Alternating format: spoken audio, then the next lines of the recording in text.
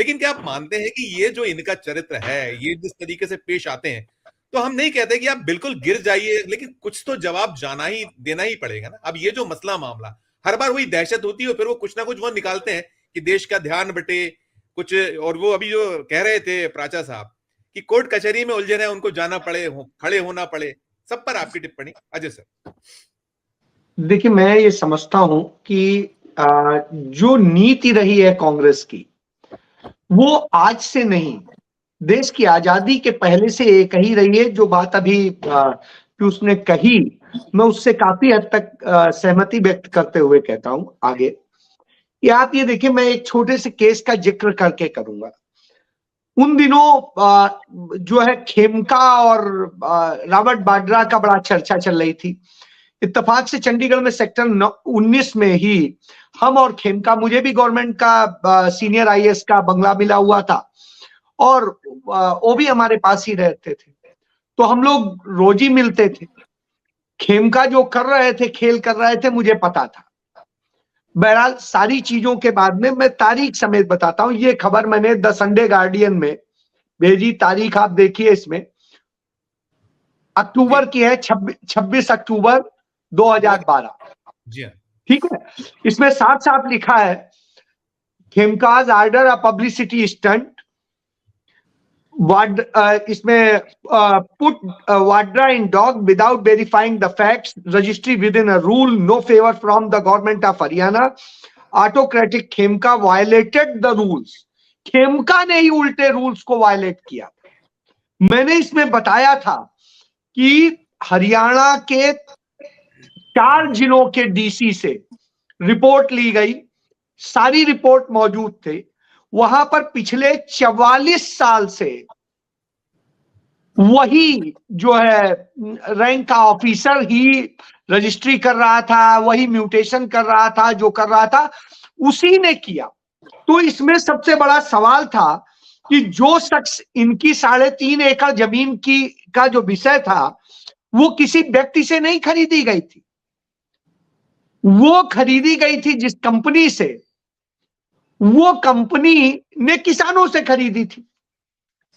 तो Omkareshwar properties private limited ने वह जमीन खरीदी किसानों से।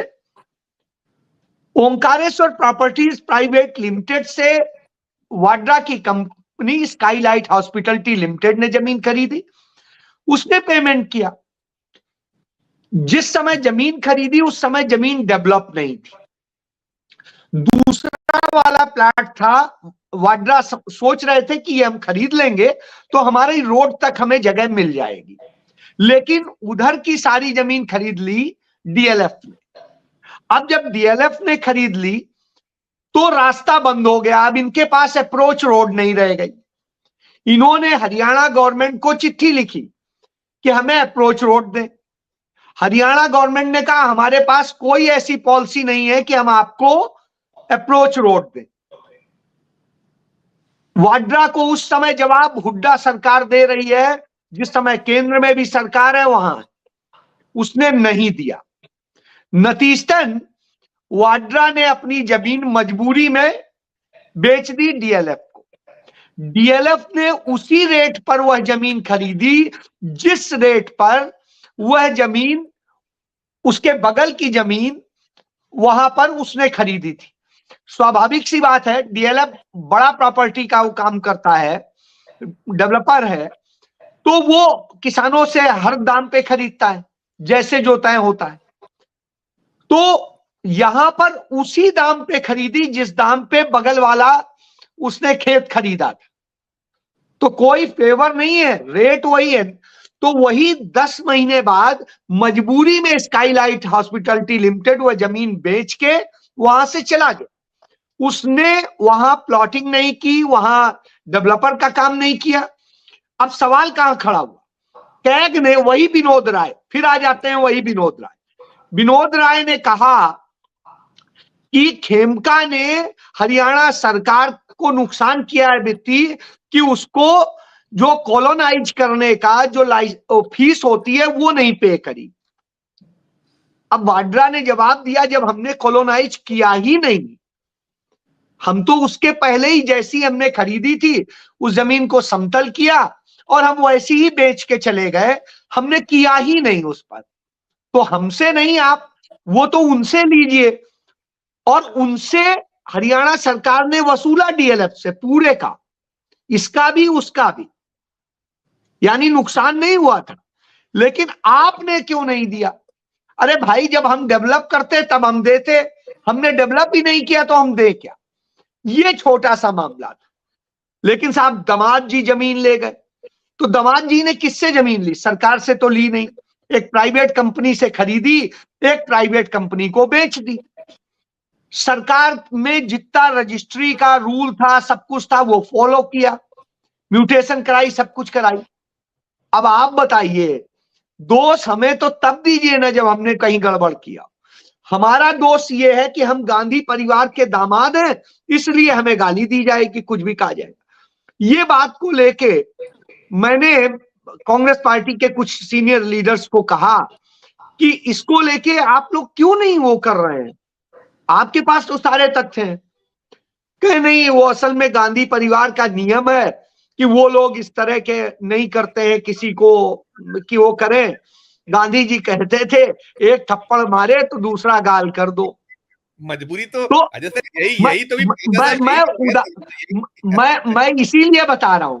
तो भैया वो दूसरे गाल की थप्पड़ खाने के अब आदि है, तो उसके लिए मैं नहीं कर सकता, ये उनके आदर्श है। निश्चित रूप से उसने जो कहा वो आदर्श है, लेकिन आज के हालात बदले हैं। निश्चित रूप से मुझे लगता है कुछ चेंज करना चाहिए, लेकिन मुझे लग नहीं रहा है कि गांधी की उस विचारधारा से वो कोई बहुत ज्यादा इधर उधर जा पाएंगे। वो अंततः वहीं पे के इर्द गिर्द ही घूमते हैं। तो ये उनका दोष भी आप कह सकते हैं और ये उनकी अच्छाई भी कह सकते हैं। मैंने इसलिए उस केस का कहा जिस केस को मैंने खुद इन्वेस्टिगेट किया था, और उस समय एमजे अकबर साहब मेरे एडिटर इन चीफ थे, मैं इस रीजन का रेजिडेंट एडिटर था। तो ये आपको उदाहरण बता दिया संडे गार्डियन। बिल्कुल बिल्कुल बिल्कुल। तो ये उदाहरण है आपके। चलिए मानता हूं, लेकिन सर आपने मेरा टाइम एक्सेस है, मेरा टाइम मुझे पैनल से, लेकिन मैं अजय सर की टिप्पणी, आपकी अध्यक्षीय टिप्पणी कह लीजिए, पूरी डिबेट पे आपने एक अच्छी और शानदार डिबेट है, आप एक मास्टर टिप्पणी करके हम इसको समाप्त करेंगे। अजय सर देखिए, मैं पहले तो इसमें एक चीज, चूंकि जो लोग मेरे साथ फेसबुक में जुड़े हुए हैं या ट्विटर पे जुड़े हुए हैं उन्होंने ये पढ़ी भी होगी। मैंने जो है अप्रैल के महीने में बड़ी लंबी मीटिंग हुई जिसमें अखिल जी और हम लोग साथी थे, और राहुल जी के साथ करीब 2.25 घंटे हम लोग बैठे, और चंद लोग थे, बहुत ज्यादा नहीं थे, और बहुत फ्रूटफुल मीटिंग रही। मेरी उनसे ये चौथी मुलाकात थी, और हर मुलाकात में मैं उनमें एक अलग चीज देखता पाया। मैंने उसके बाद मैं नहीं, लेकिन मैं एक चीज कहूं, समानता की बात कहूं, उस आदमी के वर्ड्स कभी नहीं बदले। मैंने जो इंटरव्यू 22 अक्टूबर 2008 को उनका लिखा था, वो आज भी उन्हीं बातों की लड़ाई लड़ रहे हैं। मतलब एक भी चेंज नहीं है। जब उनकी सरकार थी तब भी उसी चीज को लेके लड़ रहे थे, आज सरकार नहीं है तब भी लड़ रहे हैं। इसको मैं कई बार इंटरव्यू दिखा चुका हूं इसमें, तो आपको पता है। बहरहाल चूंकि समय कम है इसलिए उसे मैंने उनके लिए जो शब्द लिखा फेसबुक और उस पर, कि एक ऐसा व्यक्तित्व जिसमें हमें संत भी दिखता है और जननायक भी, जो स्टेट्समैन भी है और नेहरू गांधी दोनों के विचारों का श्रेष्ठतम मिश्रण भी, जो विद्वत्ता में निजी तौर पर अटल बिहारी वाजपेयी से लेकर अब तक किसी भी नेता से अधिक है, जिसको घर परिवार समाज राज्य क्षेत्र देश का ही नहीं वैश्विक जगत का भरपूर ज्ञान है, और इसके बाद में पार्टी की अच्छाई और बुराई का भी ज्ञान है, मजबूरियों का भी ज्ञान है। और मैं आपको बताऊं उस शख्स को, वो शख्स आपके साथ किचन पे भी बात कर लेता है कि आपके किचन की स्थिति क्या है, क्या बजट है, और वो उसी समय लौट के संघाई भी पहुंच जाता है और बर्मिंघम की भी बात कर लेता है। ये एक अद्भुत सी स्थिति है उस शख्स में। चलिए इसको अब छोड़ दीजिए, ये मैंने उनके उस गुण की बात कही।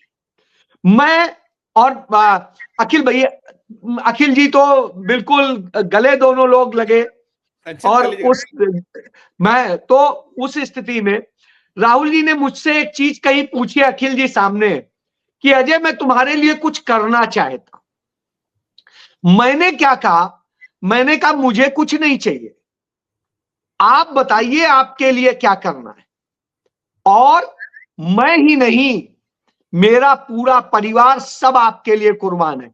और इसका उदाहरण देता हूं, 6 लाख रुपए महीने की नौकरी थी, 1 मिनट नहीं लगाया, लात मारी, नौकरी छोड़ दी। 1 मिनट नहीं लगाया, सरकारी बंगला छोड़ दिया।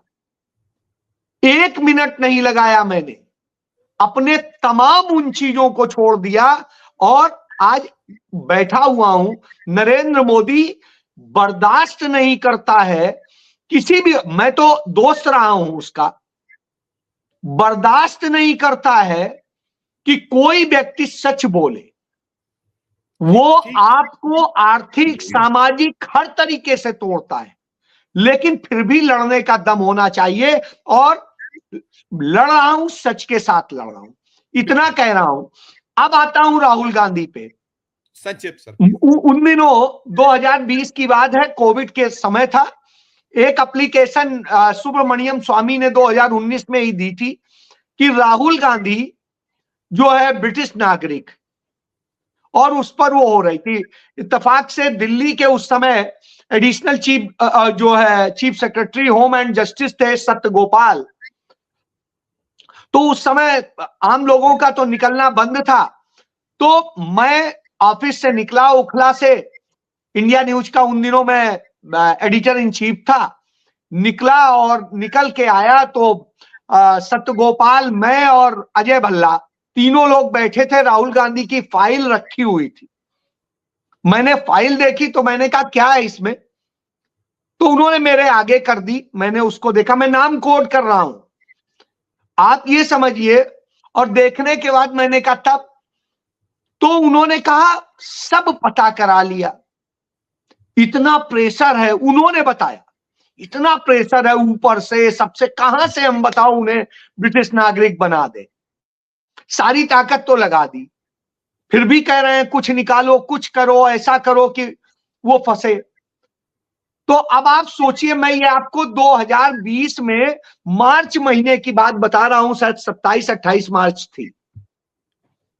तो इससे, और आप मतलब मैं बहुत सारी चीजें कह रहा हूं कि इन चीजों को जब आप देखेंगे तो तब से ये साजिशें 5 साल में मोदी ये नहीं निकाल पाए।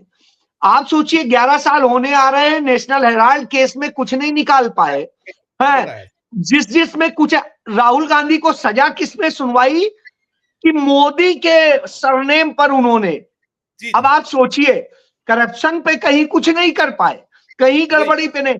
तो साहब ये सिर्फ भ्रमित करने का माध्यम है, जिससे आप अडानी पे चर्चा मत करो, उनकी चोरी पे चर्चा मत करो।